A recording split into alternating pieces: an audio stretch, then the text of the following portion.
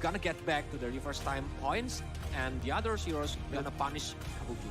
And but last heroes from the Onic PH, is it a sustainable hero or they want to play very, very fast on the early game? Esmeralda, oh my god, they take it away from Aura too. Tyroth gets picked up here by Aura. It's one of the signature picks from Fluffy that was able to steal a lot of lords in the match against RRQ, remember? But man, it's gonna be tough for Tyroth here, even in a team fight. In lane, yes, Gyro's gonna have a splendid time, especially with the Amon to help him. Kill pressure is the name of the game for Aura Fire, and they'll need to play around that XP lane. That's the only way I see Aura winning this. Yeah, and Lavin need to work very, very hard to zoning out Farsha or even the Beatrix for not joining team fight later on. But if we see the drop right now, there we go. Lane prediction are on PH. Gonna want game 2. Oh man, looking at the drafts, I personally like Onic PH's draft a bit more because again, they have a solid disengage, 2 solid back lines that were untargetable in game 1. And I think it's going to continue here with the momentum on Onic PH's side, but it's definitely winnable for Aura Fire if Tyroth and Amon scales up. What about you guys? Go ahead and spam the chat with your support as we dive into the land of Dawn for maybe the closer. Onic PH 1-0, match point. Aura Fire will try their best to force a 3rd game in this series. If we see both of the jungler, like Karina and Amon, they gonna like playing aggressively to looking for the kill points to get the snowballing factor so they can get the items, the level later on when they need for the team fight. But Karina facing Kabuki. Remember the Shadow Dance, it can like reflecting the basic attack from the Blazing Duet or even the basic attack from the Kabuki itself. Early on as well. Here, you can say that Aura Fire will have a little bit more mid-control there. Sensui already stealing away, invading the jungle from the side of High. So early on, Onic PH already with a pretty alright gold lead actually. Just a few, it's 300, you can't really count that, but it's still just a really good performance already in the early stages, pushing on the pace, even though, again, Aura Fire have that winning side in that XP lane. Especially Sensui now is already on level 4. Exactly. Yeah, High is still level 3, so when the turtle is spawning on the land of down, I think Onic PH gonna move first to the turtle pit. But Kabuki now, he's alone facing the Beatrix versus Diggy. Diggy is like a very annoying hero when he babysit the gold lane. We met before on the ranked game, right? We did. I'm using Diggy and you it wasn't cannot, a fun time. Yeah, you cannot farming. Oh my god. Way to go, man. Opening up old wounds from me. I got absolutely destroyed by Coleus on the Diggy in the lane, right? We'll see how Aura deals with this. So far, Aura Fire will have more control in the first turtle. Feather Airstrike popped in, but the Cult Altar comes in. Fluffy dives into the back line with the damage, but will lose out on the Cult Altar HP. But it's Aura Fire with that strong side XP lane, utilizing it to secure the first turtle without retry. They want to get more here. Godiva, what are they recalling? Gaining a bit more confidence in game number 2, as that purple buff will surely go to the hands of High as well. Without purple buff, I think Sensui will be a very, very need to be careful when using his mana. But now with 1.5 bar HP after this minion jungle, I think he gonna move to like looking for another jungle or do the recall, because like Aura Fire can do the pick off if High is standby or like camping on the bush. Absolutely. Aura Fire, 500 gold lead early on.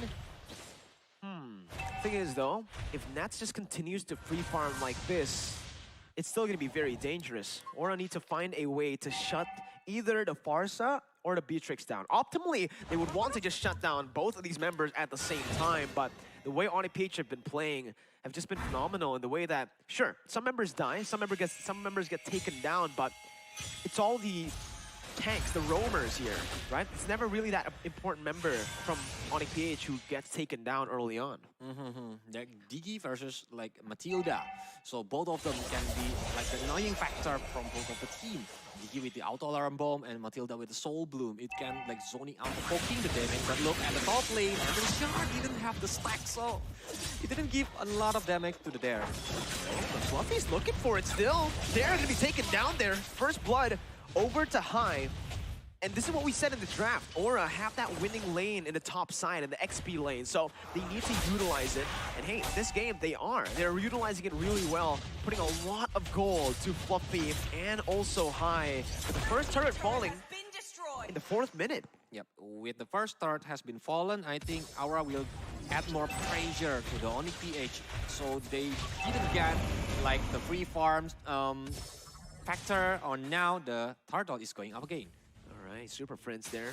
Wings by Wings is not going to be available for this turtle fight. Maybe it will be once it gets off the cooldown, but it's on a pretty long cooldown, right? Both teams going at it onto the turtle. Aura Fire once again will have a little bit more pressure. Alarm bombs being placed down by Kekidot. Godiva trying to zone the other members away. Look at the dive coming in. Kabuki comes in as well with a Blazing Duet, but the Cold Altar there provides the safety necessary for Kabuki. Onic PH with a good disengage. No kills over to Aura, just the turtle. Yeah, it's a wise decision they disengage from the team fight because like Aura Fire have a lot of resources and now Sensui is facing them themselves. But if you want to have a lot of resources, especially on the financial, what they must do, Mirko? Go ahead and watch the How to Farm and Spend Your Gold in MLBB videos by HSBC to level up your coin farming skills, ladies and gentlemen, because you can apply that in-game and in real life to push yourself to the next level. Yep. But now, we're back to the game. On the mid lane, Sensui didn't get the point kills on the early game, but I think they need to fold the momentum. And to fold the momentum, you know what? You guys can fold your phone as well with the Samsung Galaxy Z Fold 4 5G. Absolutely. Get yourself the unrivaled gaming experience. Aura Fire are trying to use the unrivaled XP lane presence from Fluffy to try to get some more done on the map. They built up a 2,000 gold lead, so it's slowly but surely still moving up, and it's getting Aura Fire to a point where they can be really energized when they go for a fight. You guys can also be energized like a winner with Omne. Every day, your way. Aura Fire wants to play it their way as well. Gonna go for a dive. Nope, no minions. No minions, so they need to get back. Sensui is coming, so just want to secure the neutral minion on the jungle, but he didn't get it. So Aura Fire, like I mentioned before, they adding more pressure to Onic PH. So like Sensui is having a hard time right now. He are confusing like I want to like aiming for the kill points or even the objective, because when I want to aim for the turtle itself, Aura Fire is already there. They already stand by to wait for us. Exactly, and right now, again, Aura Fire have the gold lead. They are gonna have more pressure on this turtle. Fluffy has rotated here. Onic has to be careful from the kill pressure that can be set by Fluffy. Cold Altar and instantly the instant engage coming in. That's the time Journey popped in. Aura securing the turtle. Kabuki with the Blazing Duel onto the back line, doing so much damage. Nets forced to flicker out. Kekidot falling to the hands of Godiva, but Fluffy as well will fall. Godiva caught in the midst now. Sensui and Nets trying to deal the damage onto him. Flickers out. Good juke by Godiva as he gets out with a guiding win. A nice play there to get out. And Aura Fire still holding, grasping onto that lead. And it's a nice taunt to do the recall and do the sticker, because like it's a good joke from Godiva. He's using like the flicker, he's using the guiding wind to escape from Onic PH. But now, reset again. It's a very objective game. So until the almost 8 minutes right now, only 3 kill points happens on the game 2. 1 from Onic PH and 2 from Aura Fire. But Aura Fire get all the turtle. If we see the items now, Kabuki already have the golden staff, Demon Hunter sword, even 1 javelin. Maybe it's gonna build Wind of Nature. Yep, because he have the vampire amulet. But now the High with glowing 1, genius 1. I think the endless shot will be very, very painful. Yeah, not just the endless shards, but also the combination that we've seen from the past 2 games as well. From the Renner shot combined with the feathered airstrike. Takes a whole lot of HP. Godiva opening up the map. Kekadot gonna be born there. Endless shards takes you out. Even if you have that time journey, you need to flicker out of that one. Or a fire with another pick right before an objective take. They instantly chain it towards that top side, converting after every kill. It feels like deja vu, but it's Aura this time instead of Onic PH in game 2. But maybe the goal difference is not too far like the game 1 before. Like, it only have 4,000 goal difference on both of the teams. Onic PH still can like bring back the momentum if they have like the Feather Airstrike on points, goes to the Amon high or even the Kabuki. But now the fight's happening game. But now the Feather Airstrike has been popped in. Kabuki melting the backline down. He goes on to nets. It's a disaster. High picks up the kill. It's a double with the glowing wand. Fluffy just going for the cleanup as Kekadot will fall as well. Tensui looking for the steal as he's in the bush, spotted by Kabuki, forced to back off or a fire. This time, strike back. 6-1 and a free lord. Yep. Tensui is trying to play Peekaboo, but now with Kabuki's like going to the bush and Tensui doesn't want to take the risk, so he will get back and give the Aura Fire the first lord because they have the Varsha, they have the high ground defensive to clear the minion wave very carefully. But like I mentioned before, the Varsha need to be careful when High is doing the camouflage, flanking on the back line and using the endless shard. Whew. There you go. We finally get some time to slow down because this game has been, even though if you take a look at the kills, there's only 7 kills in 10 minutes, it really feels fast-paced because the way they're rotating on the map, the way the game's been played so far is both teams are constantly rotating across the map, back and forth, just trying to fight for pressure. But now, I think the winning condition for Aura Fire is like take down the Super Friends because the Feather Airstrike will give them a hard time to clear the minion wave, even give the damage to the Cloud using by Kabuki or even the Face Hugger. But when the Super Prince is taken down or even Nats, he will be chased down by the Fluffy, right? So we already seen it happening before that Fluffy using the Abyssal Strike. It's gonna be painful. Very painful, right? Right now, I guess you were right. In game 1, you said that the reason Aura Fire lost as hard as they did was because Kabuki fell behind a bit too early in the game. He got first blood, he got solo killed by Nets, and that just was the domino effect that turned Aura Fire around. And now, it's the opposite. Kabuki's learned from that mistake. He's no longer going to be dueling against the Beatrix level 1. It's something that he likes to do because he's usually on the bully heroes. He's not usually on the scaling heroes like the Claude. But here, he's been performing pretty well, right? His Claude has been solid with his Blazing Duets, even up against Onic PH's Time Journey. We said in the draft, well, I said in the draft that Claude's going to have a hard time against a Time Journey because of the mobility that it has for the team together. But so far, Kabuki's been proving me wrong. Yep, because he's smartly looking for the space to get more farm, like looking for the items. Like if you're smart enough, you can search for the Aura collection by Logitech, guys, because you have many colorful ways and you have a clear voice, so you can choose the color by your own personality. It's amazing, it's clean, and right now Aura, we're looking for that clean engage as well. With damage coming in, Godiva jumping in, will lose the Cold Alter HP, but it's all just to zone the members away to take the first base turret up top. Aura looking to convert onto the mid lane now, but the base turret passive will be popped, bottom side as well. Base turret passive's gone completely. Aura Fire got the value off of that first Lord. 9,000 gold lead built up for the Dragons. It's worth it for Aura because they got the top base turret right now. And if you look at the item, Nat, you only have the Counter-Strike and the Blast Officer. But now, the Airstrike shut down High. Trying to get back from Kabuki. He doesn't have the Blasting Duet anymore. Kabuki! Using by Kabuki inside. Using Blasting Duet. But Time Journey is being blocked up. But Kabuki is taken down. Oh my god! Kabuki trying to make that play happen, the miracle play right after losing High. He jumps back onto 5 members, and that might have been the moment for Onic PH to actually start their comeback, to build around their comeback. They've gone 2 kills, and guess what? It's on to the 2 Prio members of Aura. If they couldn't, Aura couldn't have wished for Well, no, Onic PH couldn't have wished for better targets there. It's literally the two targets that they were dying for, that they've been waiting for. And we can see it again. High, way too overextended, not respecting the pick potential from Onic and Kabuki. It was a nice try. You could definitely see what they were going for, but without the coordination with the team, as a Claude, once that Blazing Duet turns off, you won't have enough damage. In my humble opinion, it's a very risky move from Kabuki because I was already taken down, and then like... And he had no sprint. Yep, no sprint, and if we see the other members of Aura Fire are like... They are not ready like for the movement of Kabuki trying to get in using the Battle Mirror image and Blazing Duet. Even, yep, it will be a high reward if they got it, but they failed. They did. Aura Fire, though, they're still grasping onto that gold lead. Luckily for Aura Fire, when they did lose their core members, it was when the Lord wasn't up. If they lose their members now, it's going to be a disaster.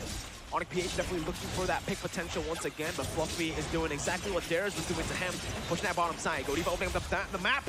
That's the shot over to Kabuki, but an endless charge with the Retri will secure the Lord. Godiva just goes in for one more circling eagle, just losing that Cult Alter HP. They might actually be looking for more here. The first time, bringing Godiva back. But Godiva is able to get out of that one with a flicker. Aura, once again, are gonna go for the push with the Enhanced Lord, Golius. Enhanced Lord going to the top lane. I think they will manage the minion on the mid and the bottom lane, so 3 lane will get inside together, and Aura Fire. Like the winning condition, like I mentioned before, like they need to take down Super Friends because like the Feather Airstrike gonna clear the minion wave very, very quickly. It's a bit too fast. Onic PH have the Feather Airstrike, also have the Bennett from Nets to clear out the waves. The render shot gonna be used first by Nets. Mini waves micromanaged very well by Onic PH. Aura Fire, this is where they struggle. How do they crack the base? Siege potential not available. The only one who can really siege down the turret is Kabuki. Aura's draft rely heavily on an engage, and that's what they're going for. Shadow Stampede coming in, Kekidot taken low, but it's only the Roamer.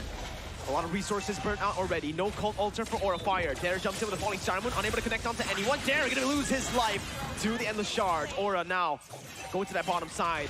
Bennett gonna be popped. The ultimate there to clear out the waves. Feather Airstrike still available as well, so Aura need to respect this. And Onic PH with an amazing defense here, holding the game off. Yep, still have the breath, still have the chance to win this game. They want to play very, very defensively, even like now, Feather Airstrike. Like I mentioned before, it's clear the minion wave very, very quickly, but you need to make sure that Kabuki didn't get inside using his Battle Mirror image and the Blazing Duet in the right moment because you can kill Parsia very quickly. No flicker on Nets. Fluffy caught, Abyssum Strike just to clear out the waves. Nets with Nibiru's Passion just to clear out the wave as well. Aura Fire backing off, getting a base turret. The longer the game goes though, Coleus, the better the chances, the higher the chances of an Onic PH comeback with their draft. Yep, because they have 3 late game heroes, like I mentioned before. Kabuki, Nats, using the Beatrix, Esmeralda on the late game is very, very sustainable, and even the Parsia is very, very painful to receiving the damage from the Feather Airstrike. The main problem for Aura Fire currently with their draft, and the reason I chose Onic PH in terms of just draft in the drafting phase after it got wrapped up is Aura are very one-dimensional in the way that they can only look for picks and team fights. In terms of siege potential, they only have Kabuki. They don't really have that ranged ability like Onic PH does. Godiva, good positioning, opening up that map. Conceal play, evaded away from by Aura Fire. And now Aura can actually just go, push that bottom side, top side, use the gold lead that they still have in the 15 minute, and the map pressure that they have to go for the Enhanced Lord. But at this point, they might need an Evolved Lord to end the game. Yeah, because there will be no conceal, so there will be no sneaky play from Onic PH. That's why Aura Fire confidently take down the Lord very, very quickly. And yep, the Lord is not evolved yet, but I think it can bring a lot of power to Aura Fire to push to get the base middle turret or even to end the game if the Super Friends is taken down. Comes down to how Aura Fire engage, because again, they can't siege down the turrets with their composition. They can only look for fights. Onic PH now on full defense mode. Aura Fire with that Lord coming down to that top side. We're gonna have to see how this plays out. Nets has the flicker back up. It's back in time. 8,000 gold lead for Aura Fire. The longer the game goes, the more irrelevant it becomes. Now, trying to go to that mid lane, but will be cleared out by the Bennett. Top side pushed in by Aura Fire, looking for that Lord play, but it is going to be taken very low. Cold Altar, bring it back, but it is going to be Kakeda who just gets taken down. Kabuki with the Blazing Duet, and the Endless Shards almost takes there down. But the airstrike coming in to clear out the waves, but Fluffy will lose his immortality. Super Prince looking for the timing. Fluffy flickers out the base, targeted down. Aura equalize in game 2, 1-1. Oh man, to the final second, it's always a it's very hard one on our hearts. Well, every single game Aura Fire plays, it's always a hard game.